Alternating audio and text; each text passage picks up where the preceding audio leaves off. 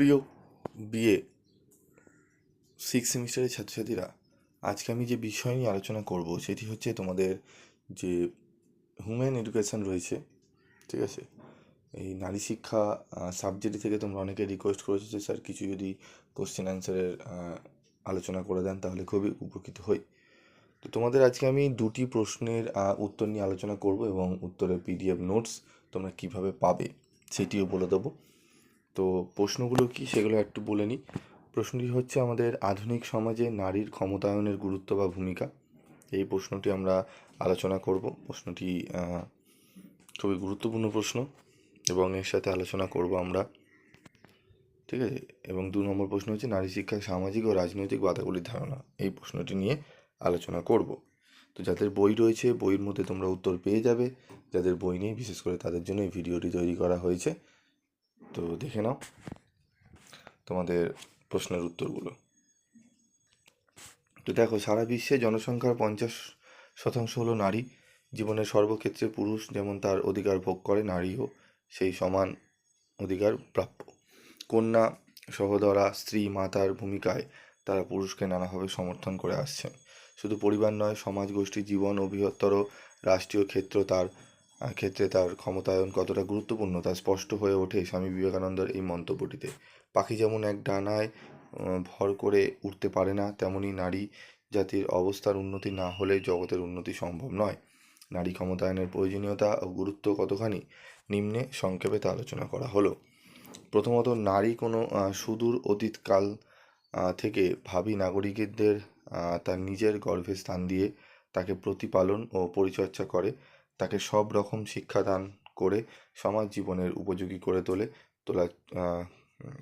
করে গড়ে তোলার চেষ্টা করে আসছে। শিশু কল্যাণ, পরিবার কল্যাণ ও রাষ্ট্রীয় কল্যাণের ভিত্তি প্রতিষ্ঠিত হয় নারীর হাত ধরে মায়ের ভূমিকায়। নারীর এই কল্যাণময়ী ভূমিকাকে যথার্থভাবে কার্যকরী করে তুলতে হলে নারী ক্ষমতায়নের প্রয়োজনীয়তাকে অস্বীকার করা যাবে না।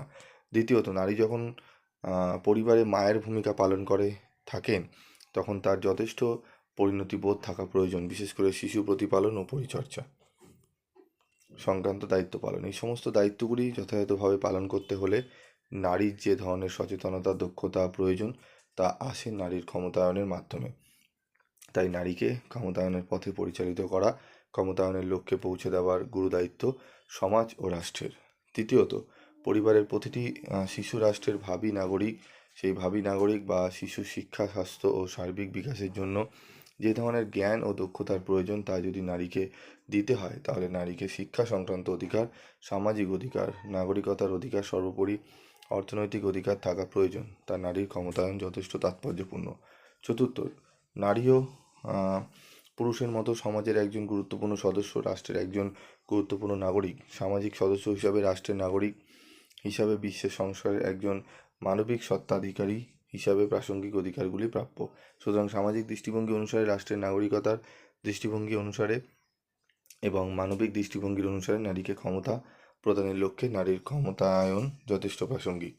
পঞ্চমত, পুরুষের মতো নারীর মধ্যে যথেষ্ট বুদ্ধি, বিচার ক্ষমতা, পারদর্শিতা অর্জনের সুপ্ত সম্ভাবনা বিদ্যমান। নারীকে যদি যথাযথভাবে শিক্ষা ও প্রশিক্ষণ সুযোগ দেওয়া হয় তাহলে নারীরাও পুরুষের মতো সর্বক্ষেত্রে সমান দক্ষতা প্রদর্শনের পরিচয় রাখতে সমর্থন। আর এর জন্য যা সর্বাঙ্গে প্রয়োজন তা হলো নারীর ক্ষমতায়ন। ষষ্ঠত, পরিবার, সমাজ ও রাষ্ট্রীয় ক্ষেত্রে দারিদ্র্যমোচন, দুর্নীতি প্রতিরোধ, নির্যাতন ও শোষণের বিরুদ্ধে সোচ্চার হওয়ার জন্য প্রয়োজন নারীর ক্ষমতায়ন। এরপর প্রশ্ন হচ্ছে নারী শিক্ষায় সামাজিক ও রাজনৈতিক বাধাগুলির ধারণা। দেখে নাও, যে কোনো রাষ্ট্রের উন্নয়নে নারীদের ক্ষমতায়ন একটি উল্লেখযোগ্য ও কার্যকরী হাতিয়ার, অথচ ভারতের মতো দেশ আজও বহু নারী সামাজিক, অর্থনৈতিক ও রাজনৈতিক প্রতিটি ক্ষেত্রে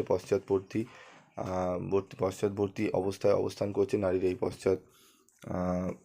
পদতার জন্য দায়ী প্রধানত ভারতের পিতৃতান্ত্রিক সমাজ কাঠামো ও ধ্যান ধারণা। এই সমাজ কাঠামো ও ধ্যান ধারণাকে ভিত্তি করে নারীর ক্ষমতায়নের ক্ষেত্রে যে সমস্ত বাধাগুলি লক্ষ্য করা যায় সেগুলি হলো কি? সামাজিক বাধা, পিতৃতন্ত্র। দেখে নাও এই পয়েন্টসগুলো তোমরা একটু ভালো করে। পরিবার, ভারতীয় নারীর স্থান প্রধানত গৃহের অভ্যন্তরে। নারী সন্তান, সংসারের কাজকর্ম আর সামগ্রিকভাবে পরিবারকে সামলানোর দায়িত্ব থাকে।